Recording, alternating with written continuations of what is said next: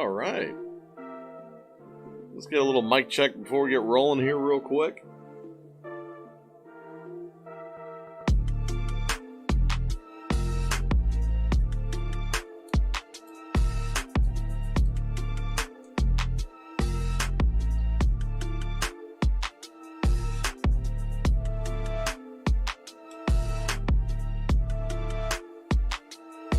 Just give me a quick mic check. Let me know that you guys can hear me, and we'll get rolling here in a second.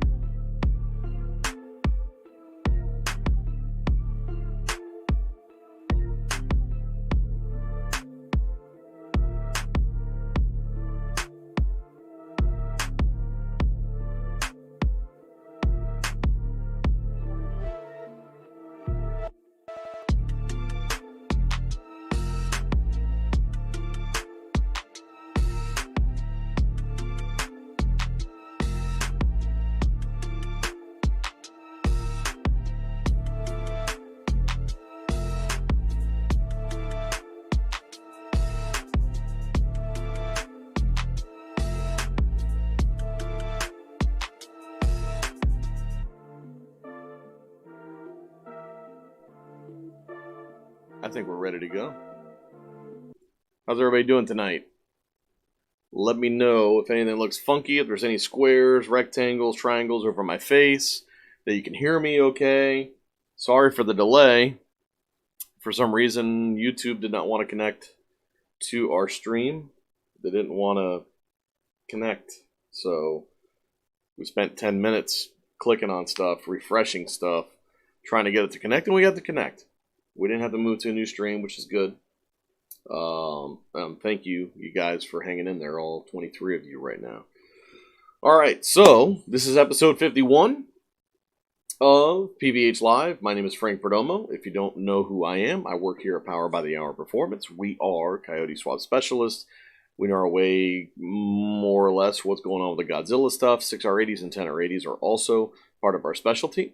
Which we'll touch a little bit on that tonight as well, because Lund Racing just went out and kicked a bunch of ass with the 6R80. I don't have any video prepared from them. I'm going to try to do in the next show, or maybe have one of the guys on. We'll see. Get some information from their weekend. They're just getting back, and they got a bunch of tunes to get to. Power by the Hour Performance is located in West Palm Beach, Florida, right at the end of the airstrip at Palm Beach International Airport. Our website is pbhperformance.com. You can call us Monday through Friday, 8 to 5 Eastern.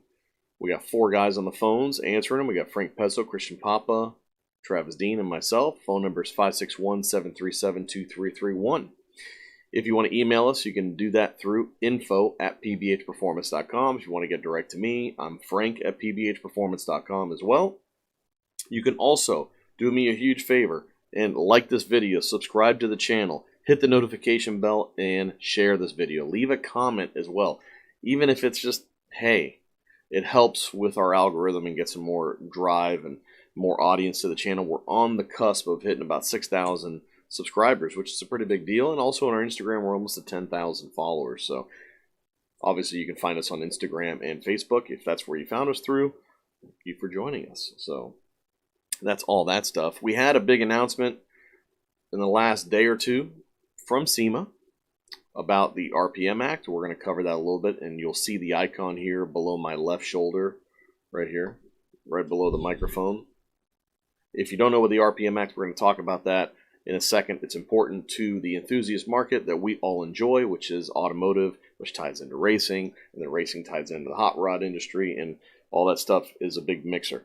Everything we do kind of ties to racing and that part of the industry, so we need to protect it and make sure that it's left alone so that we can enjoy our lifestyle here in America. We're also going to be introducing you to a new product, kind of a kit. We'll show you real quick what it looks like. Not much. It's actually not that exciting, but for some of us, it is important to our setup to make sure that it is correct. So we're going to be showing you what that is. It's not totally ready for the open market. We're still working out pricing and stuff like that, but it is something that we're going to have for you in the very near future, and parts are on the way. So we'll let you know about that and what that does, and then we'll just take some general questions and tech questions and stuff like that from the live chat. The live chat moves pretty quick, so if I'm talking, I can't read what's going on in there. I try to keep my finger on the pulse of what's going on in that live chat, but sometimes I miss stuff, and sometimes you guys answer the questions for me, which is fine.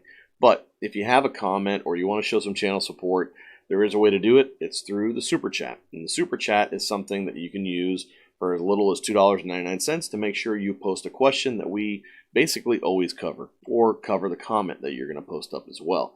If you don't want to leave a comment, you don't have a question to ask, you just want to support the channel, you can do that all through the Super Chat. So feel free to donate to the channel. It helps us grow and get to more events, which it's also helping us afford the new wrap on the PBH autocrosser. Now, I was at the the CRD Wraps headquarters last night, and we were finalizing the wrap design, and we found a few things that I had originally thought I was going to do that didn't look good on the car. We got a new plan. It's going to look excellent. It's going to be very reminiscent to the European Mustangs and Capris and Zephyrs, I think it was. It was the Capri and the Escort Mark IIs. Very reminiscent to that. Zach Speed cars. It looks really cool. It's going to have a little homage to the Motorcraft stuff and the 3 different blues that were part of that logo in that era. I'm really looking forward to it. And you could end up on the wrap. We're going to be trying to nail down that rendering so we can show you what we're doing. But we are going to be offering viewer sponsorships on the deck lid of the car, tied into the PBH Live. And as a thank you to the folks that donate to the channel and donate to the car itself. I think what we're going to be doing is trying to fill out 5 to 10 spots where we're going to put your avatar from your YouTube channel and your name from your YouTube channel and your account and put it on the vehicle as a thank you message. And basically, it'll probably be like $250 to get on there, but you also get a commemorative hat that has the design of the wrap built into it. So it's a pretty cool little package. I don't know of a whole lot of other people that do it. It may not be in your price range. If it isn't, it's not a big deal. Thank you if you can support us in any way. It definitely helps us move along and get that thing out there, and you get a chance to be part of the program itself. So look for that announcement very, very soon. All right, let's say hello to some people. I think Frank Weaver, I don't think he was the first one on tonight, but he was damn close. You always lose a few people when we start that have already posted. So we'll just say hello to Frank Weaver and say he was one of the first, 2000 MCR, again with the Great Odin's Raven. I love it. Gallo Bravo 1, Bumble Swipes. I like it. For me, Junior, 89 Fox Yodi, thank you very much for being here, brother. Appreciate it. Wild Horse 50, as usual, on with us here. Jaime's Garage, how we doing? Root Beer, what's up, brother? Random Adventures, wow. He's on time for the first time, he says. Thank you for joining us. And then, of course, you're on time, and then I give you 10 minutes of nothing. But, it's a good combo, right? Swekra. What's going on? Let's see if we got anybody else. Daniel Green in the house. He says he doesn't have a couch, and Daniel Green is the top donator to the channel of all time, I believe. Him and Alex, I think, are in a dead heat, I would say. But in the last 2 weeks, he's definitely put on the second kit. GTCS50, what's going on? It says Mike is good. I appreciate that. I appreciate the feedback. Terry Scott, how we doing, brother? Too large for donations. Let's see here.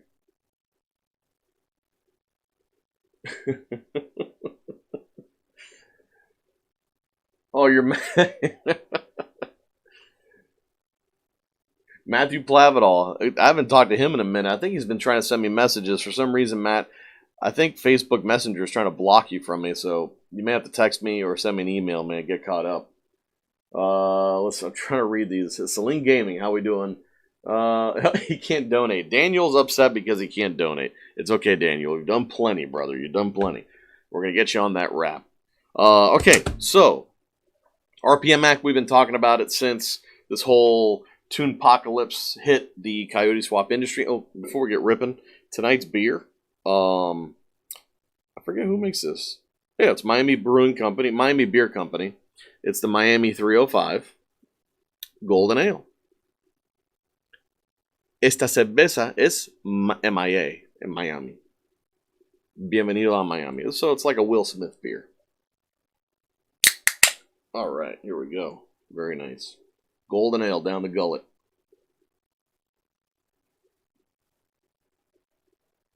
How we doing, Robert Whedon? Thanks for joining us. Gizmo O Gaming. Hey there, banana pudding. By the way, guys, do not be misled here. Gizmo O Gaming works here. That's Joey. He's our shipping, receiving, and manufacturing director. We'll give him a title. Make him sound extremely, extremely important, which he is. He's a vital part of our team. Thank you for joining us in your off time. And cheers, everybody. All right, so RPM Act. We've been asking everybody to sign the link and get the signatures. They got over 1 million signatures, and that was enough to get it on the docks for Congress in the upcoming year or two, 2021, 2022. In one of the sessions of Congress, it'll be put up, I guess, for a vote or a conversation. I'm going to switch over to a screen that we have that information on so we can read it together. Where are you? Where's my screen grab? Boom, boom, boom. There it is. All right, here we go. Breaking news, says SEMA.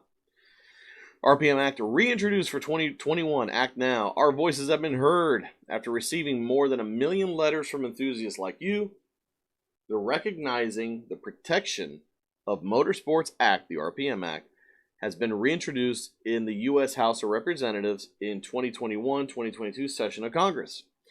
The RPM Act must be enacted into law to guarantee your right to modify streetcars, trucks, and motorcycles into dedicated race vehicles and ensure that industry can offer parts that enable racers to compete. Now is not the time to take our feet off the gas, so you got to throttle down. Even if you've previously contacted your lawmakers about the RPM Act, we need your voice once again now that the bill has officially returned for consideration in 2021. Tell your U.S. representative to do their part to finally save racing from government threat by supporting and passing the RPM Act into law this year. Now, this link is in the description of this video. And on here, you can share, you can enlist, so you can get updates all the time. You can also contact your lawmakers. Signing the letter only takes a moment. Every letter counts. And what they're basically telling you is to just continue to contact your lawmakers through this link. If you have a couple different email addresses, use all of them.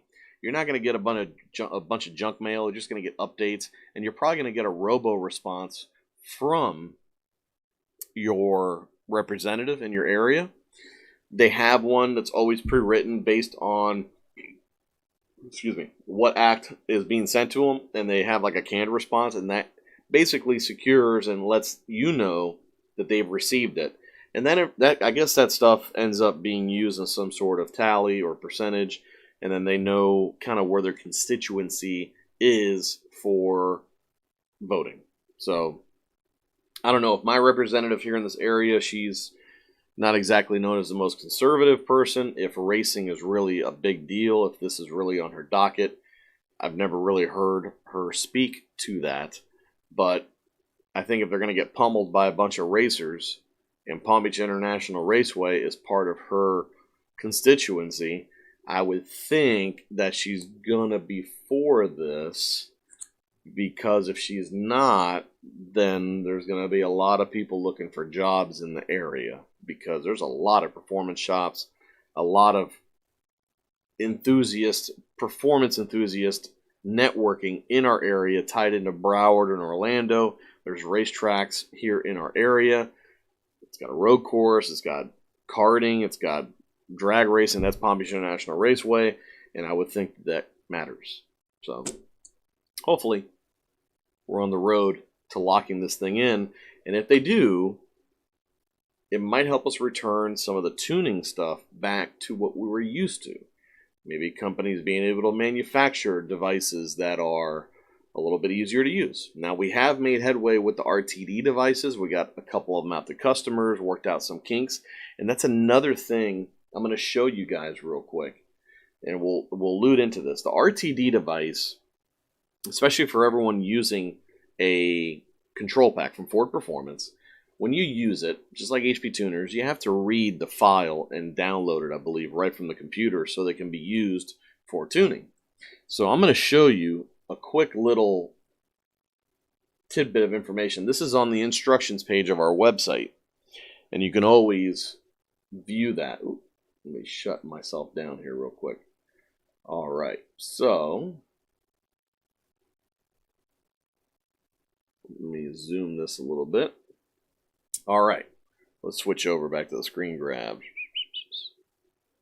All right, so I like that thumbnail there. If you see under the HP Tuners RTD, it's blue on your screen right now.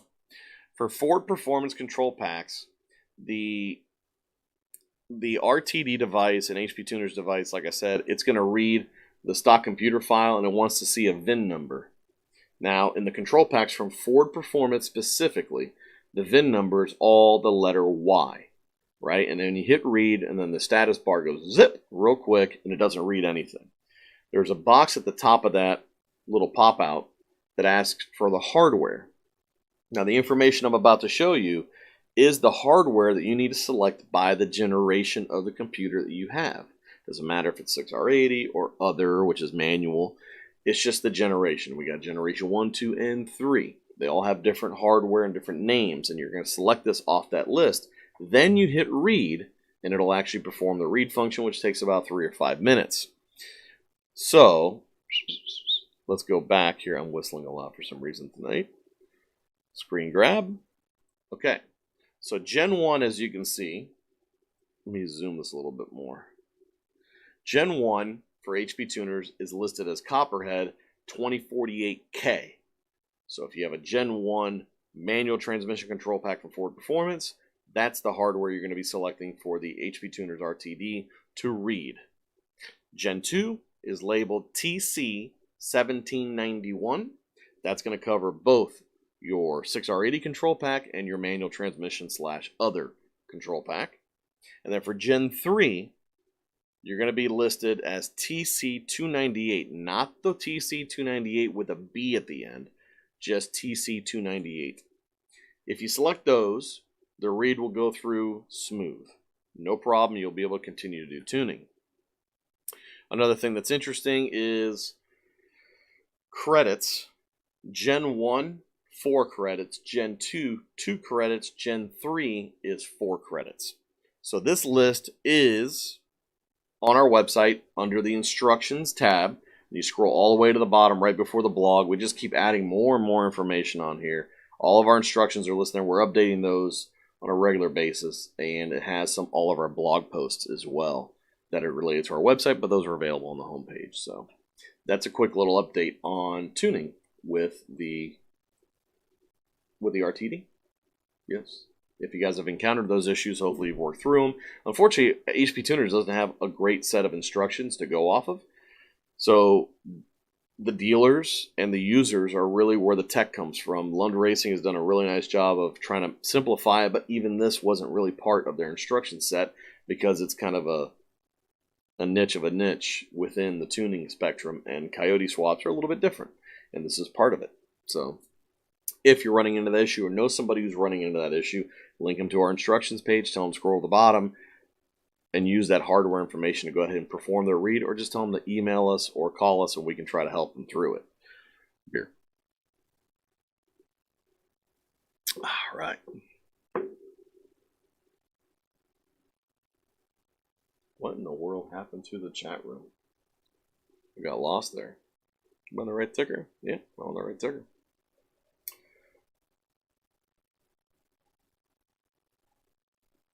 All right, thank you, Matthew. I think he said he was going to text me. All right, so GTCS 50 before we get rolling on the new product announcement. Sorry it's been asked before, but how long is the estimated wait time on control packs? Control packs, guys. We got a few of them. Ford Performance released a bunch. They were going to Summit, Jags, all these different places. We bought them from everyone that we can get. We ate a lot of crow price-wise and profit-wise to do that and fill those orders. And now they're nowhere to be found. Ford Racing is releasing them slowly. I don't really know the exact reason. I've been told 3 or 4 different things. The bottom line is the shit's just not coming out on a regular basis.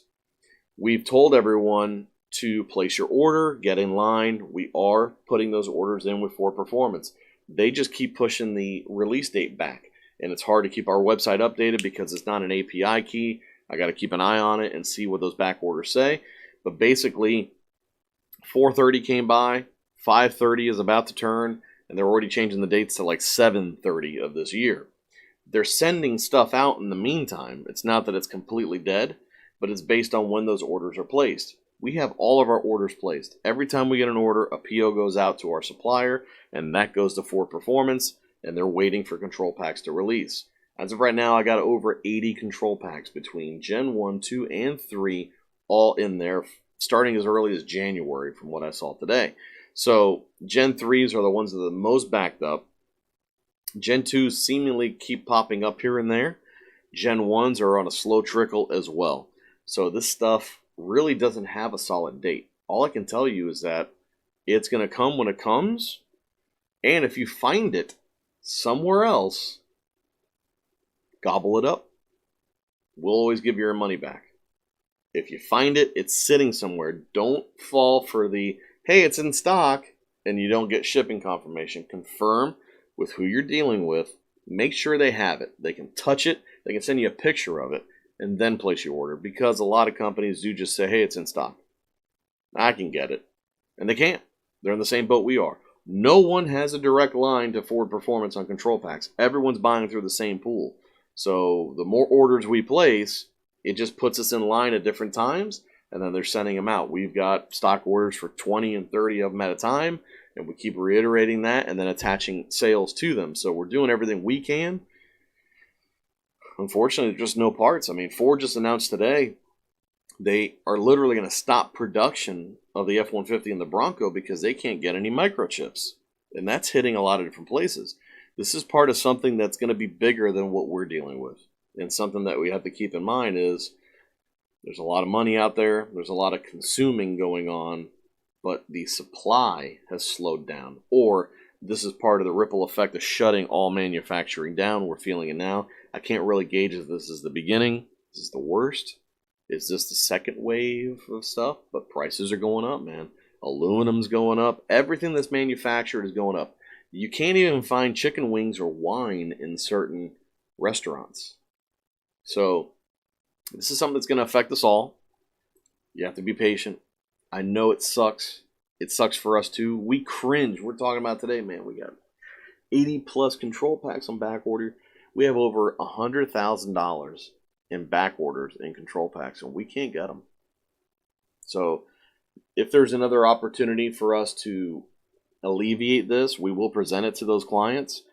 Right now, we are checking every day with our suppliers to see who's got them. And even if we got to pay an extra $100, $200 to get them, we track them down and get them and then try to get them out to everybody. And then we're filling those orders chronologically. If we can't find them, man, and they're not sending them, I mean, there's going to be other alternatives. Again, it's not going to be more affordable. It's not going to fix it tomorrow. But we will find a way to do it. It's just right now, the known way to do it is being stifled. So, and expect the prices to just keep creeping up. So try not to wait. If you can afford to place the order and wait for it, I would do that, because if tomorrow all of a sudden they get them all out, if you're waiting for it to show up in stock at somewhere and go, okay, now they got like 10 in stock, I'll place my order. I don't think that's going to happen for a while, man. I'd be surprised it happens at all this year because there is so much demand for it, and they just do not seem like they can up their supply.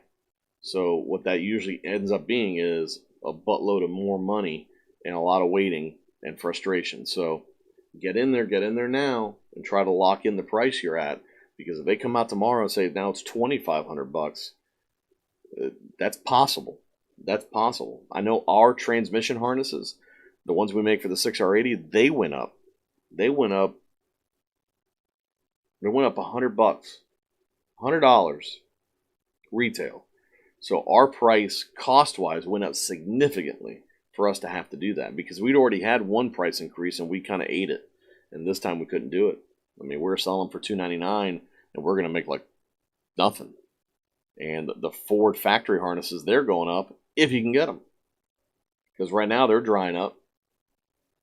And you think Ford's going to be able to order just more and more stuff? For example, the 11 to 14 GT500 transmission harness, Mustang harness, you think they're going to just go, oh, well, some guys are still buying it. Let's just keep getting it.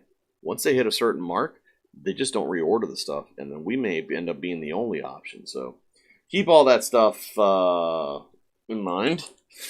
And stock computers. If you have a stock computer from a donor, don't get rid of it. You know, they don't have a whole lot of value. $100, $150 core value. With what may happen in the near future, there may be more value. They might be more usable for what we're doing. So without saying a whole lot, just hold on to it if you have it with your donor. Hold on to your sensors and stuff like that. Yes, you were going to get duplicates of that stuff in your control pack, but it might be good to just put that in a nice sealed box and put it under the bed for now, because you may end up using it. You may end up saving money that way too. Jose Delgado with a super chat, thank you, says spa funds. I do get a massage every 2 weeks. I had a scary bout with numbness in my left arm, which I thought was something cardiovascular. Put my ass in the hospital thinking I was having a heart attack. This is like 2 or 3 years ago. Missed the company Christmas party at a place called Mai Kai, which I love going to Mai Kai because they have these Indonesian dancers. And they go up on the stage, they do this like, you know, belly dancing or whatever the hell's going on. And then they always send me up there and I got to dance with them. And then I finish dancing and then the manager doesn't stop calling me for 3 or 4 weeks to come back to teach the girls how to dance like that. And I got to, no, you know, I'm committed to what I'm doing here, blah, blah, blah. But I missed all that thinking I had a heart attack. And I found out it was just basically a couple knots in my back pulling on some muscles. And now I get a massage every 2 weeks to make sure that doesn't come back. And I feel wonderful. I would recommend it to anybody out there. How about that? Let's see here. You guys have got something going on with Daniel Green is all over the place. I think he's upset he can't donate tonight. But, hey, we're doing good, man. We're doing good. We're doing excellent. We're doing excellent. We just got to make sure Alex doesn't have a show the same day as me. So you keep rolling, but you don't have to do it. It's all fun and games. You don't have to do it, but it's obviously appreciated. So, let's see. What's the latest news on the PBH 6R80 shifter? That's not officially announced. That's something we're considering, but we'll see. It might happen.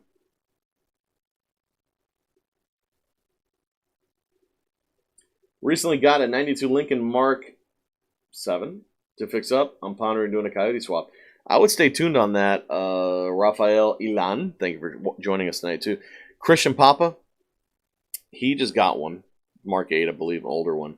And he's trying something that we haven't had a chance to test ourselves. He's going to do it on his car.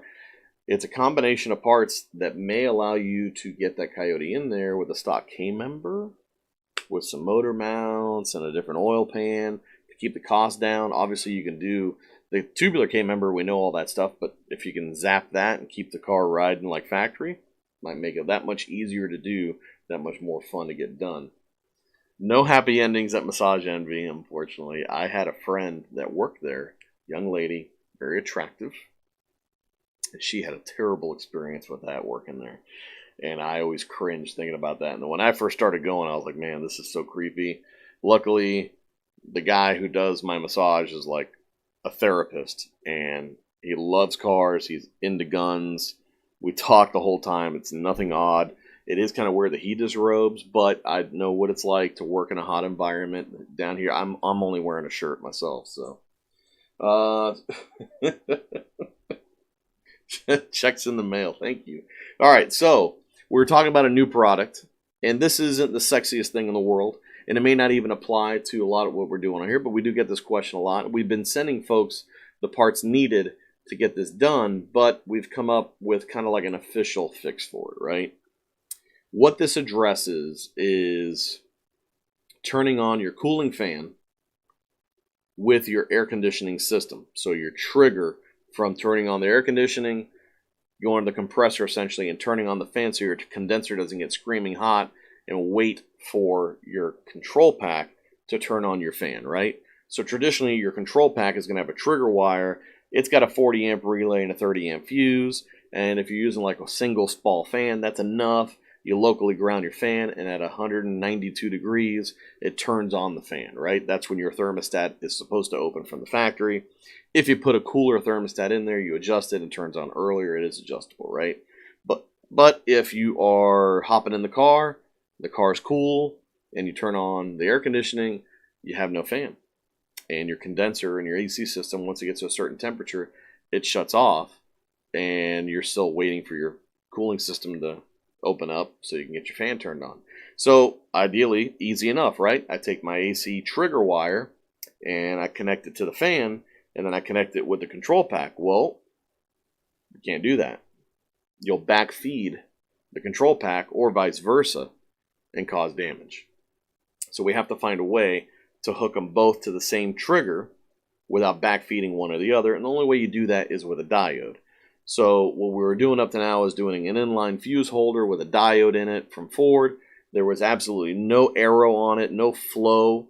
The diode doesn't even fit inside the fuse housing. It's kind of clunky, and we didn't like it.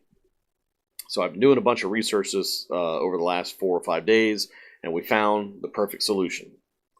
This is it. Now this piece will be on our website. Now you can see there's 2 spades, in, and then out. And what this is going to do, it's going to allow you to run your control pack trigger and your AC fan, or AC trigger for the cooling fan, to these spades here. And now these are isolated, so they won't backfeed. Then you have the 1 wire coming out. Now also part of this kit is going to be a continuous duty solenoid. Now this may be overkill for a lot of people if they're using a single fan, but if you're using a stock cooling fan from any Ford application or other factory application, you're going to need this anyway. If you're running dual fans, this is a good source of power for those as well. The reason we're doing this and putting this in this kit is to make sure that you don't come out of here and go straight to your fans, because this thing can only handle about 3 amp draw. So if you go over that, it's going to zap it, and you're going to have problems, right? So we got to make sure that you're getting your power source from somewhere else, and using this ensures that.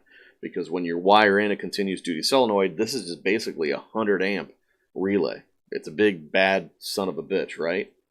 What you're going to be doing is giving it battery power, right? Then you're going to be going out to your fan. You're going to have your trigger and your ground. To make that easy, we're going to show you what that looks like. Here's a close-up of essentially what you're going to get in the kit. Now we do include some spade connectors. Those are for the diode itself. We don't include the eyelets, and we don't include any wire, because we just don't know what you're planning on using for that stuff. So the poles for the trigger, which are the smaller ones that are silver, not the copper ones, those are smaller. You can probably use the blue buck connectors, I forget what it is, like 14 or 15 gauge or something like that, small wire. But for the battery and the power going out to the fan, you're going to want something a little bit thicker, just to make sure you don't burn up the wire. But that's essentially the contents of the kit. This is a diagram I drew up this afternoon to kind of show you more or less how this thing's going to work. And this will eventually be on the listing. I'm going to try to get it up tomorrow and the next day. And we have some orders to fill, and these guys are going to be getting this first to play with it and make sure that it works. But essentially, this is what you're going to be playing with. You're going to start off with your battery. Your battery is going to have a fused power cable to the continuous duty solenoid. You're going to have your battery ground going to the continuous duty solenoid. I believe you can also locally ground it to, if it's too hard to send a ground to it, from the battery as well. And then you got the power going to the fan. Now for the trigger, just like we showed you, you got your diode.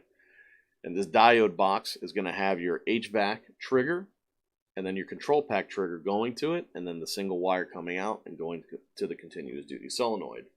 This is going to ensure that you don't backfeed either of the systems and melt it or hurt anything like a computer or a fuse panel, which fuse panels are not easy to replace in these control packs, unfortunately.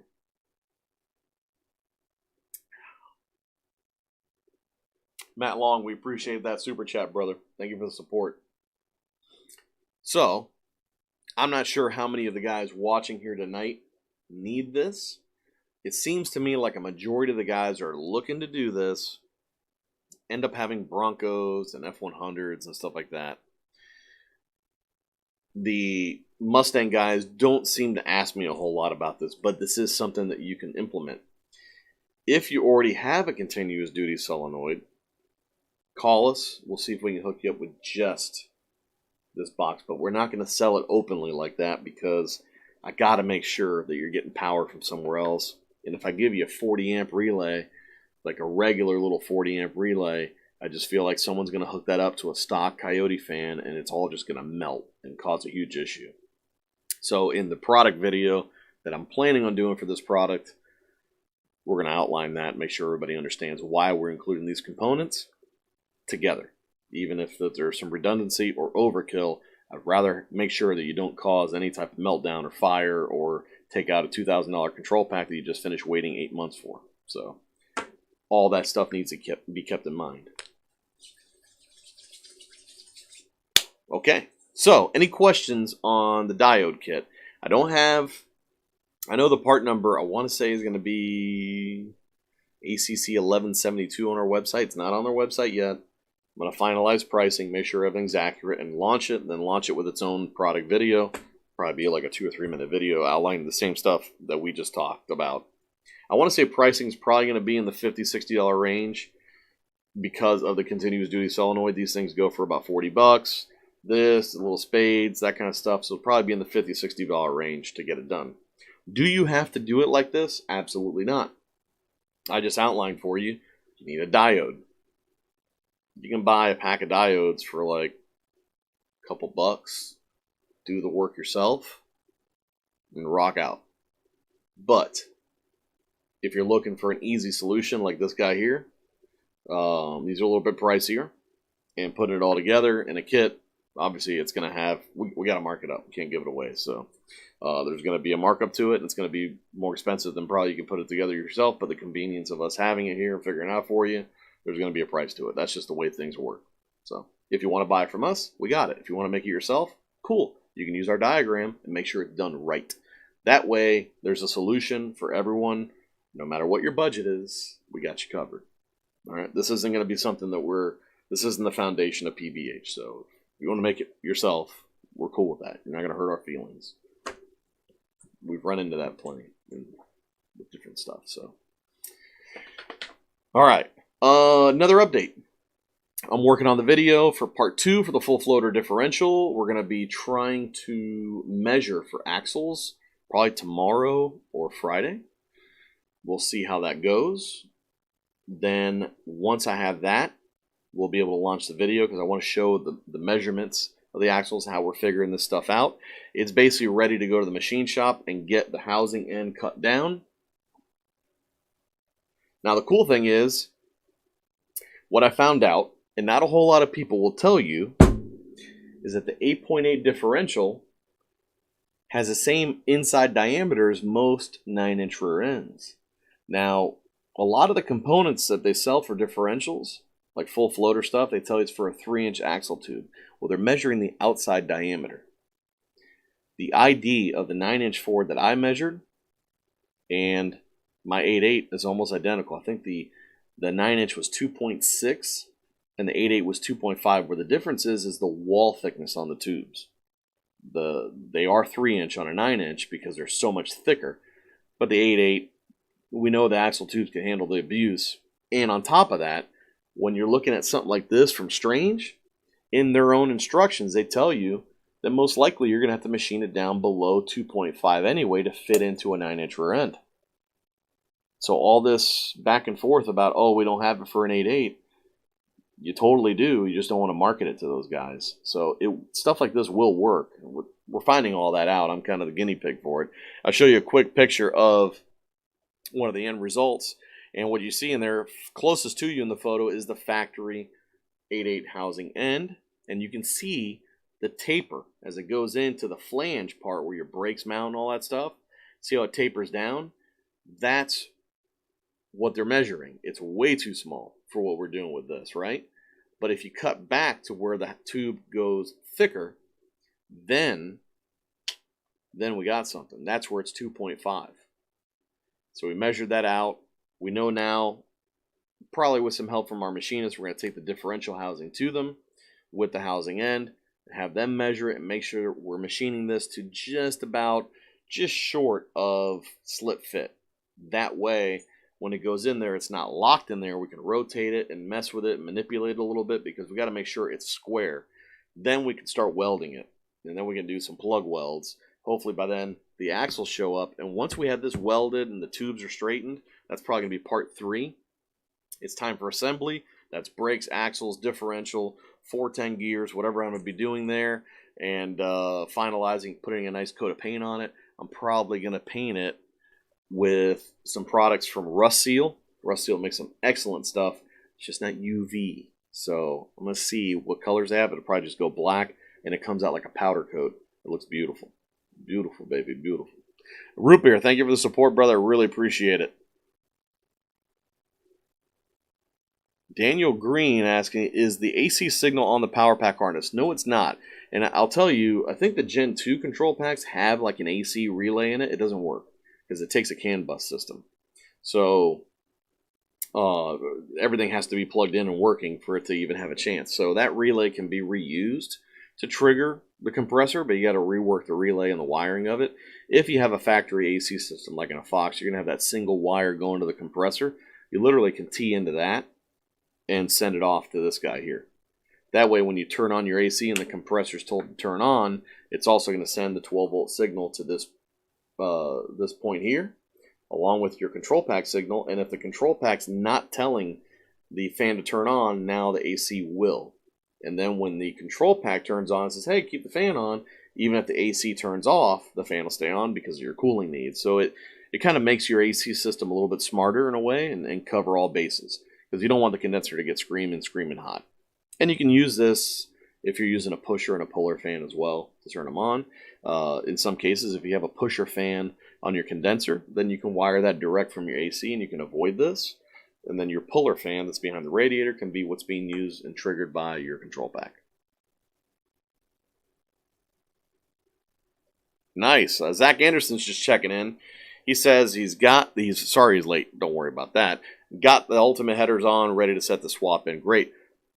Definitely keep me updated on that, Zach. I don't want to hear you got any fitment issues. I trust Ultimate Headers. They do a very nice job, but let me know how the fitment is and if you have any questions about that. Jim and those guys at Ultimate, they're great. I'm hoping to visit them in July when I go up there to Columbus for the Good Guys show, and I should have the wrap done on the car. The wrap's going to start, the installation of the wrap's going to start in June. I got to get a dent guy out here to fill a bunch of, fix a bunch of dents. I may have to do some Bondo work on my car just to give it a nice smooth surface. And I may need some help aligning the fenders and stuff. I struggle miserably with that shit. I hate it. So we're going to be working on all that stuff to make sure the car looks tips. The base wrap of my car is going to be a satin pearl white. It's going to look really cool. And then the colors are the Ford blues from the Motorcraft logo. It's going to look really nice. Frank Weaver says, can you use the N-Gauge on a control pack? Absolutely, no problem. N-Gauge, no problem. RTD, no problem. You can use the SET if your tuner still has access. All that stuff, no problem on the control packs. None of those companies have a block or a non-use with the control packs. It used to be a problem because the control packs didn't have a VIN number, but they've all worked around that. So you should be able to use it, Frank, no matter what. Built for speed, that's why I freaking love PBH. Well, thank you, brother. I appreciate it for saying that. And thank you very much for your support, and thank you for watching. Let's see, Daniel Green. What about the load signal for ECM tuning? I'm not sure what that is, Daniel. You have to clue me in a little bit exactly what you're talking about there.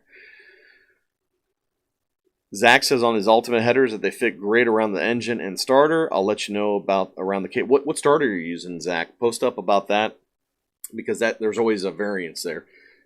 Starters that we've been using on Coyote swaps have varied. At first, the Coyote factory starters were really big, so everyone was using the Motorcraft starters or something aftermarket, and then the Coyote starters got small, and they're smaller than the Motorcraft, the older modular Ford starters, and now that's the way to go. So let me know which one you're working with, because a lot of the header designs out there were only based off of the smaller modular Ford starter from the 4.6, and guys are trying to use their Coyote starters, and they're like, hey, it doesn't fit. What do I do?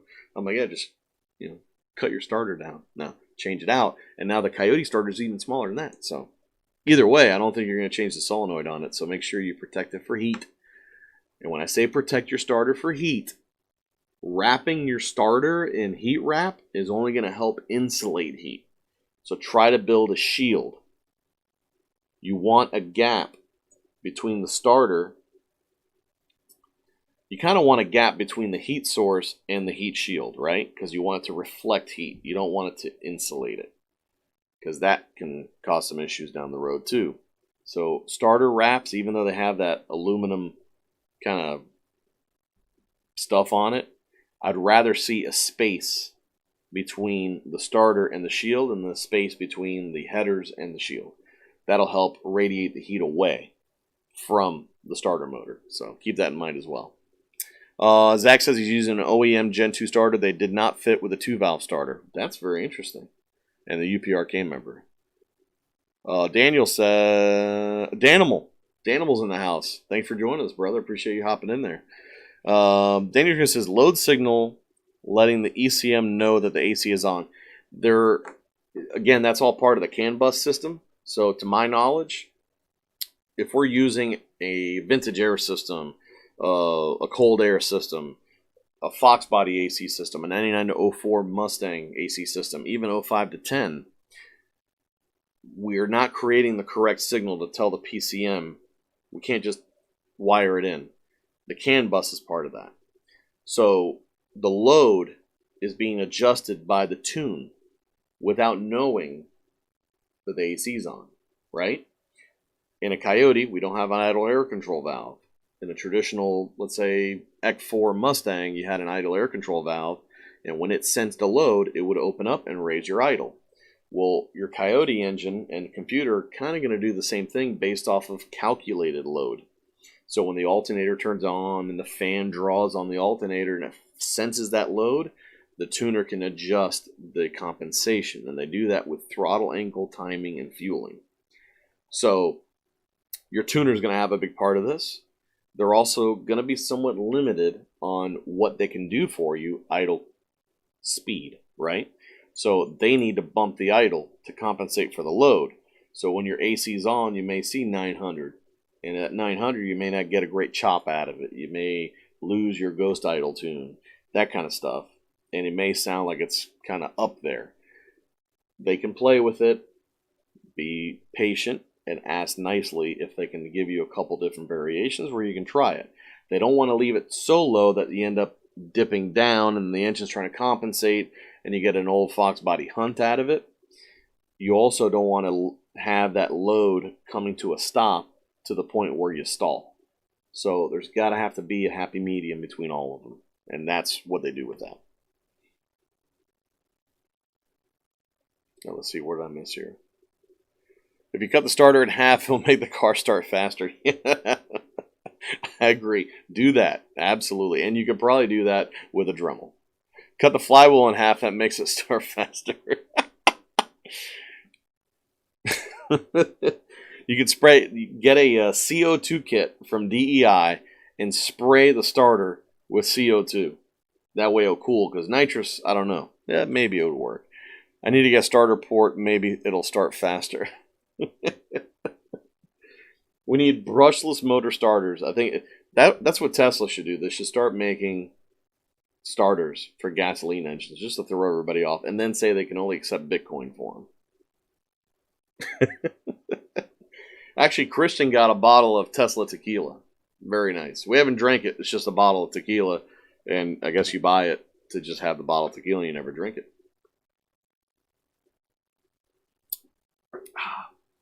What I just noticed is that 2.5 inch. Actually, this is smaller. No, it is 2.5 inch. No, it's outside will be. Well, anyway, it's the perfect size to hold a beer. It's excellent. So that's my new beer holder. A nice tall beer holder now. So anyway, what else we got to cover, man? Everyone's got an old crank style. Yeah, is your transmission belt hooked to your starter? Did I miss anything steamy and hot in the chat room? Because there's a lot in there today. You guys are going gangbusters. Did anybody go to Foxcast Media's event, the Ford Takeover? Or Pigeon Forge for the F100 show? I didn't make it to either one.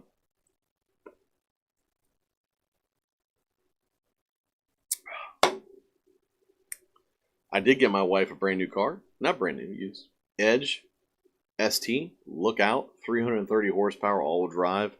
I'll be ceramic coating it all weekend while she's in Disney. She's going on vacation with the girls while I'm detailing her car. Yeah. And I just finished a screen enclosure. And there's a new roof on my house. I got a lot of stuff going on. A lot of stuff. And I got to get back on the autocross because I got new tire blankets. I got a new tire pyrometer. And I got a new tire pressure gauge. I need to get data and make adjustments on the car. Get the alignment done on my car. And we're going to wrap it. We got a lot of stuff. We got a lot of stuff going on. IG hashtag time? Let's do it. Someone's calling it out. Let's do it. Instagram. Let's knock it out. I wish we can search Instagram via, like, latest post to newest. Let's see here. Let's see what we got. The first thing that comes up is Manuel Gomez making a phone call through a brick of cash that he wins in his Coyote-powered 10R80 all-wheel drive. It was a single, regular cab, short bed truck. All right. So let's see. Oh, what's Alex got going on? What's All right, so we only had one thing. I'm not gonna put everybody else's IG on blast here. Let's see. Let's search Coyote Swap. Hashtag Coyote Swap. 56,132 posts. Looks like there's some new stuff up there. This guy's trending. He's the he's at the top there. When's this from? Pigeon Forge. Road trips are fun, but not as fun as hammering to Tennessee for the F100 Grand National in a 68 F100 your buddy spent 2 years building from scratch. Truck absolutely rips and handles like a dream, making sure I spend the next 30 years fully living and never missing a good time. Not a bad way to look at things, brother. Who's this? Toronto brand quality. Very nice. I think we'll like that one. Very nice truck. Is this an old post?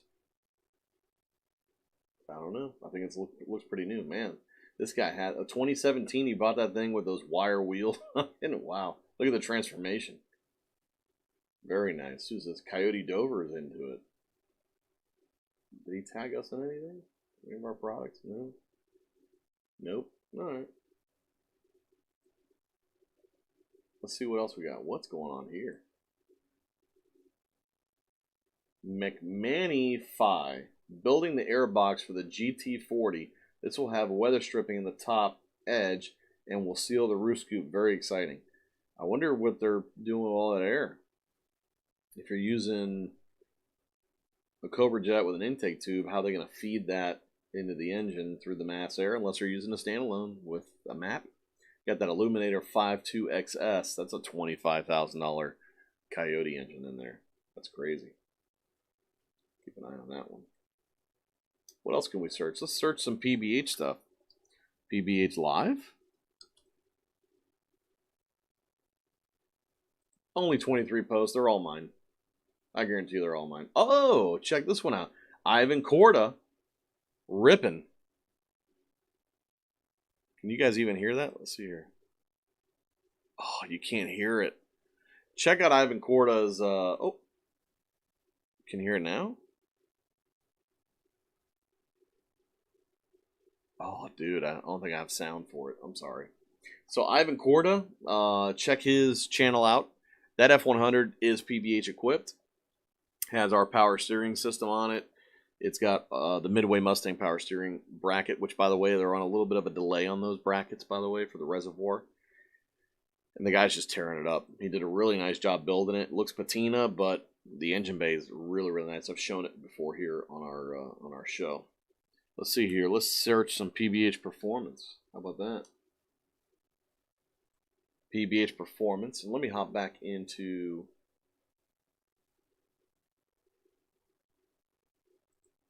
Let's see here. Oh. Where can I go? Let's put this over here. Is this right? Yeah, that's right. Okay, here we go. Hey, where'd that go? Bring it back. All right, so went to Ford Takeover. Sorry, I'm late. Got stuck. Cars. Oh, IG hashtag times. That's all right. Okay. All right. So, if you guys want to search a particular hashtag, let me know. We can take a look at it. PBH Performance. Well, this one's new. Rob Palumbo. He just got this car built over at Ramsey Performance. That thing's coyote swapped, and it's twin turbo. Looking forward to seeing that one out there. F-150 S550, a regular on the show, tagging PBH. If you haven't already, check out my YouTube and subscribe to the simplest coyote swap yet. All the details in depth. And if you have any, definitely check out his YouTube channel. He's always asking tech questions here. He's a supporter of PBH. Definitely support him. Check him out. What we got here? Jet 5373 showing a Coyote supercharger next week. Hopefully she'll be done. Very nice. Thank you for tagging us in that. There's some cool stuff out there. Oh, look at this thing. Look at the rendering on that. Oh, that thing's nice. Customer dropped off the power plant for this bump side Ford. Very clean, very simple. Big ass power coming right up. That's a nice looking truck. Gen 3. Looks like 10R80. Very nice. Very, very nice. I like this stuff. This is fun to look through. A lot of our stuff. Oh, yeah, they did make the official announcement that I am an official King of the Mountain rookie coming up in August in Pennsylvania. And they put all of our information on there. So you can definitely, if you're in the Pennsylvania area around there,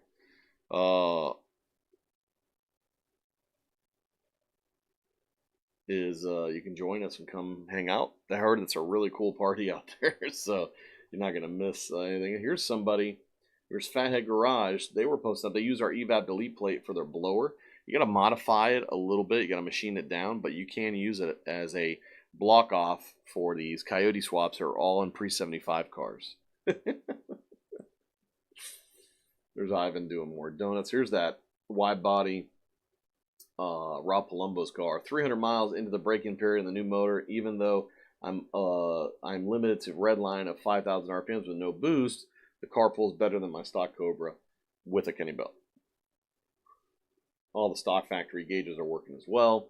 Yeah, that's because it's the earlier cluster that they got working there. So some cool stuff, man. Fathead Garage showing off that. Looks like it's got. What blower is that?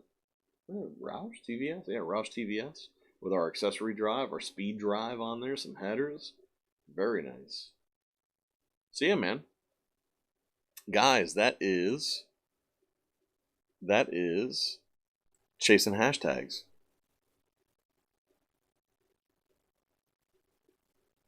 Custom coilovers. Daniel Green, you want custom coilovers? Or coil covers?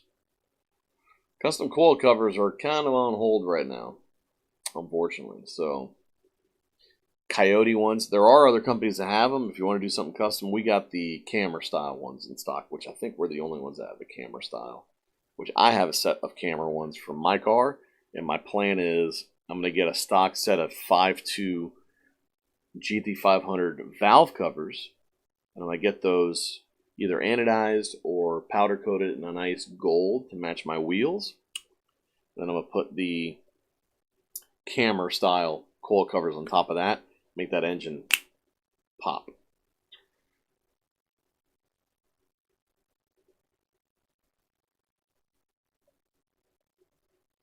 Let's see here. All right. Fathead Garage. Yes. Search Bullet Hub. So Bullet Hub is my PBH swap page. Bullet Hub. Let's find it. Bullet Hub. Bullet Hub. Oh, there you are. We'll follow it. I'll show you what I'm looking at right here. Where's my hashtags? Oh, there it is. Bullet Hub. So I take it you're going to be doing a Coyote swap there, Bullet Hub. And there's your channel. We'll follow you right now. Boom. Very nice. Man, I always like the 01 Bullets. They're one of my favorite cars. All right, guys, we're going to shut it down for the night.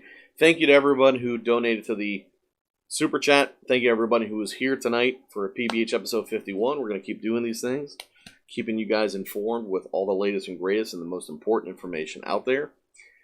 Again, please practice patience with the control packs. They're very hard to get right now. We're trying everything we can. We're to the point where we may end up shutting off ordering for them because we don't want to have this promise of control packs and not be able to deliver them. So I'm working on maybe getting like some sort of a email list going for people who want it. So then when they start coming in, we can inform them instead of taking $2,000 of money and holding it in hawk. But right now, that's the only way to lock into one, unless you're going to find one used or someone trying to scalp you for one for $4,000 or something like that, you know?